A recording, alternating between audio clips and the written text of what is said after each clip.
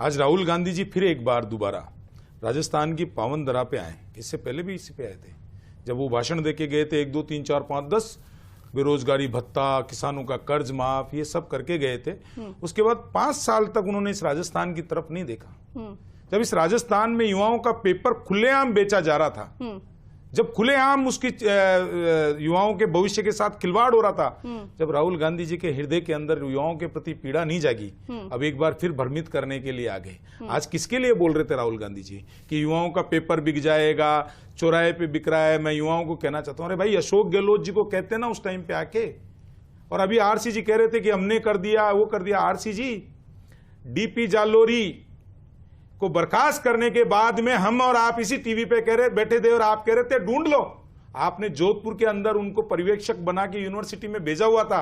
SOG ने पूछताछ नहीं की। आज तक वो सवाल का जवाब ना कांग्रेस दे पाई ना कुछ, कि मैं राजनीतिक भेंट चढ़ गया।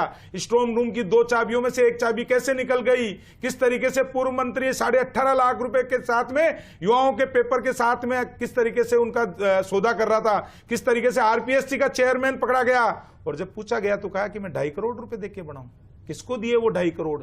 माननीय मुख्यमंत्री जी के हस्ताक्षरों से बनता है ना, अशोक गहलोत जी को जवाब देना पड़ेगा। आज जब भजनलाल जी की सरकार बनी और प्रतिबद्धता है युवाओं को न्याय दिलाने की, जब 90 से ज्यादा प्रकरण दर्ज हुए, 50 से ज्यादा गिरफ्तारियां हुई, और कोई नेपाल से पकड़ के आ रहा है, कोई बॉर्डर से पकड़ के आ रहा है, और अंदर बिल में घुसे हुए लोगों को भी निकाल के पकड़ रहे हैं। आपके टाइम पे लोग भाग जाते थे। राजीव गांधी स्टडी सर्कल से कभी एसओजी को पूछताछ नहीं करने दिया आपने। उस टाइम शिक्षा राज्य मंत्री सुभाष गर्ग के तार जुड़े थे, वहां से पूछताछ नहीं करने की। और गोविंद सिंह डोटासरा जी आजकल बड़े बोलते थे, एक परिवार के 5 आरएएस कैसे बन गए, एक एरिया के लोग कैसे इतने लेकिन राजस्थान की आप बात करें, लेकिन अगर अन्य राज्यों की बात की जाए, गुजरात की हम बात कर लें, हरियाणा की हम बात कर लें, उत्तर प्रदेश की हम बात कर लें, हाल ही में मामला सामने है, वहां पर भी तो नहीं रुक रहा है। देखिए दीपिका जी, गुनाह होना मैं समझता हूं होता है, और यूपी में अभी हाल ही में जो नहीं होना चाहिए, लेकिन बेलगाम हो जाना।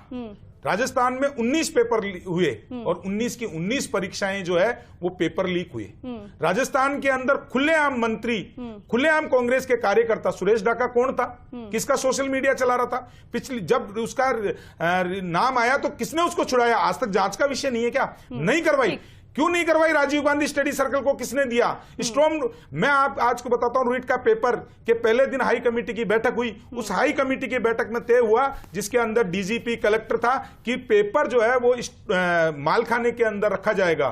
शिक्षा संकुल के स्ट्रॉन्ग रूम में किसने रखा? आज तक पूछताछ हुई क्या? टाल गए आप अन्य राज्यों का। देखिए, मैं दीपिका टालने का काम मेरा नहीं है, वो कांग्रेस का है। जहां अन्य राज्यों में भी हो रहा है, माननीय प्रधानमंत्री जी ने कहा है कि किसी भी युवा के साथ अन्याय नहीं होगा। उत्तर प्रदेश की बात करेंगे तो एनएसए लगता है, पेपर लीक पे एनएसए लगता है। गुजरात में कड़ी कार्रवाई होती है। अपराधियों को कहीं भी भारतीय जनता पार्टी की सरकार के अंदर बख्शा नहीं जाता और ना ही बख्शने का काम किया जाता।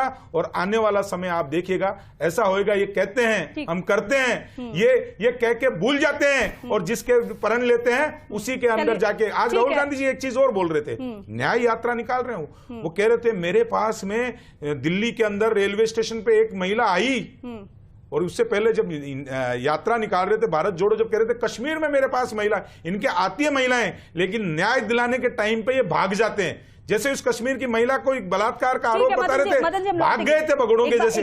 तो मैं तो सिर्फ इतना कहता हूं कि राजस्थान की जनता जानती है, इन युवाओं ने 2018 में भी राहुल गांधी को भुगता हुआ है, राजस्थान के किसानों ने भी भुगता हुआ है, और राजस्थान की महिलाओं ने भी भुगता हुआ है। देश की बात हो रही है, पूरे देश में पेपर